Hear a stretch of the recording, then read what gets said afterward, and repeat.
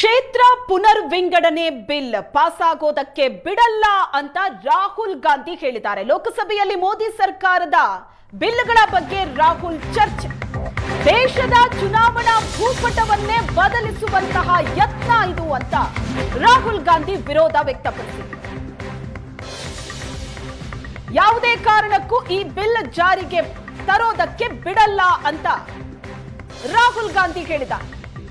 ಮಹಿಳಾ ಮೀಸಲಾತಿ ಬಗ್ಗೆ ಆಕ್ಷೇಪ ಇಲ್ಲ, ಆದರೆ ಕ್ಷೇತ್ರ ಪುನರ್ವಿಂಗಡಣೆಯ ಬಗ್ಗೆ ವಿರೋಧ ಪಕ್ಷಗಳು ವಿರೋಧವನ್ನ ವ್ಯಕ್ತಪಡಿಸ್ತಾ ಇರೋದು. ಈ ಬಗ್ಗೆ ರಾಹುಲ್ ಗಾಂಧಿ ಮಾತಾಡಿದ್ದಾರೆ. ಯಾವುದೇ ಕಾರಣಕ್ಕೂ ಈ ಬಿಲ್ ಪಾಸ್ ಆಗೋದಕ್ಕೆ ಬಿಡಲ್ಲ ಅಂತ ರಾಹುಲ್ ಗಾಂಧಿ ಹೇಳಿಕೆ ಕೊಟ್ಟಿದ್ದಾರೆ. ಕ್ಷೇತ್ರ ಪುನರ್ವಿಂಗಡಣೆ ಬಿಲ್ ಪಾಸ್ ಆಗೋದಕ್ಕೆ ಬಿಡಲ್ಲ ಅಂತ. ದೇಶದ ಚುನಾವಣಾ ಭೂಪಟವನ್ನೇ ಬದಲಿಸುವಂತಹ ಯತ್ನ ಇದು ಅಂತ ರಾಹುಲ್ ಗಾಂಧಿ ಹೇಳಿರೋದು. ಮಹಿಳಾ ಮೀಸಲಾತಿ ಮತ್ತು ಕ್ಷೇತ್ರ ಪುನರ್ವಿಂಗಡಣೆಯ ಬಿಲ್, ಇದರ ಬಗ್ಗೆನೇ ಚರ್ಚೆ ಆಗ್ತಾ ಇದೆ. ಯಾವುದೇ ಕಾರಣಕ್ಕೂ ಈ ಬಿಲ್ ಪಾಸ್ ಆಗೋದಕ್ಕೆ ಬಿಡಲ್ಲ ಅಂತ ರಾಹುಲ್ ಗಾಂಧಿ ಹೇಳಿದ್ದಾರೆ. ವಿರೋಧ ಪಕ್ಷ ಈ ಬಿಲ್ನ ಬಗ್ಗೆ ವಿರೋಧವನ್ನ ವ್ಯಕ್ತಪಡಿಸ್ತಾ ಇದೆ. ಈ ಬಿಲ್ ಪಾಸ್ ಮಾಡೋದು ಬಹಳ ದೊಡ್ಡ ಸವಾಲು ಕೇಂದ್ರ ಸರ್ಕಾರಕ್ಕೂ ಕೂಡ. ಈ ಅಗ್ನಿ ಪರೀಕ್ಷೆಯನ್ನ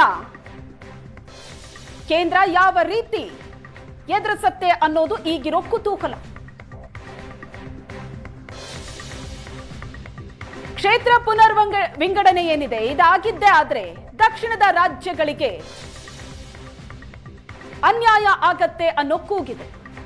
ಅದರ ಜೊತೆಗೆ 2011ರ ಜನಗಣತಿಯನ್ನ ಇಟ್ಕೊಂಡು ಈ ಬಿಲ್ ಪಾಸ್ ಮಾಡೋದಕ್ಕೆ ಹೋಗಿದ್ದಾರೆ. ಮಹಿಳಾ ಮೀಸಲು ಕ್ಷೇತ್ರ ಪುನರ್ವಿಂಗಡಣೆಯ ಬಿಲ್ನ ಬಗ್ಗೆ ಚರ್ಚೆ. ಲೋಕಸಭೆಯಲ್ಲಿ ಕೇಂದ್ರದ ವಿರುದ್ಧ ರಾಹುಲ್ ಗಾಂಧಿ ವಾಗ್ದಾಳಿ ನಡೆಸಿದ್ರು. ಕೇಂದ್ರಕ್ಕೆ ಸತ್ಯವನ್ನ ಎದುರಿಸೋ ಧೈರ್ಯ ಇಲ್ಲ ಅಂತ ಕಿಡಿಕಾರಿದ್ರು. ಇದು ಮಹಿಳಾ ಮೀಸಲಾತಿ ಬಿಲ್ ಅಲ್ಲವೇ ಅಲ್ಲ. 2023ರಲ್ಲೇ ಮಹಿಳಾ ಬಿಲ್ನ ನಾವೆಲ್ಲ ಪಾಸ್ ಮಾಡಿದ್ದೀವಿ. ಆಗ 10 ವರ್ಷದಲ್ಲಿ ಇದನ್ನ ಜಾರಿ ಮಾಡ್ತೀವಿ ಅಂತ ಹೇಳಿದ್ರು. ಕೇಂದ್ರ ಜಾರಿಗೆ ತರೋದಕ್ಕೆ ಯತ್ನಿಸ್ತಾ ಇರೋ ಬಿಲ್ ಯಾವುದು?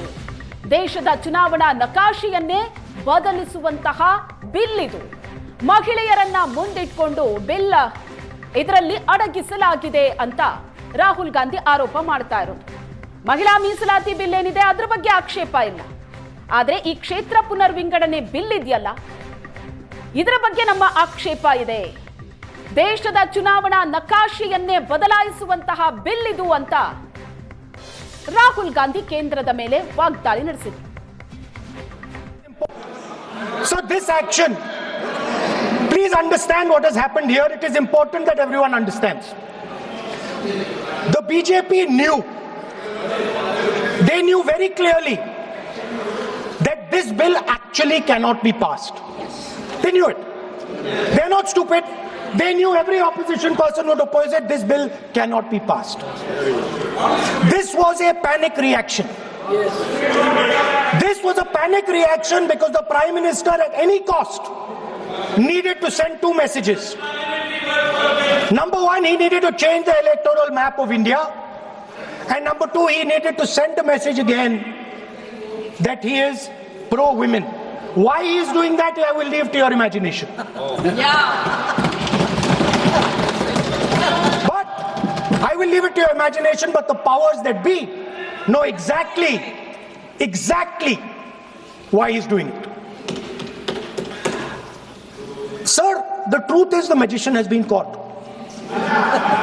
The magician of Balakot, the magician of demonetization, the magician of Sindhur has suddenly got caught. Why? Yeah. Because he was... No.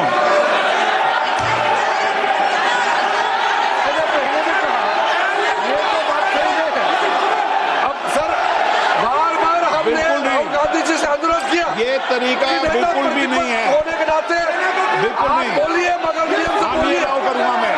और ये इस देश का 140 करोड़ का चुनाव हुआ प्रधानमंत्री को ये अनाप शराब बात करके क्या साबित करना चाहते हैं?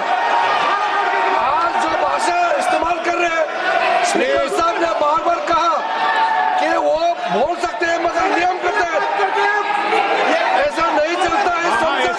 बोल सकते।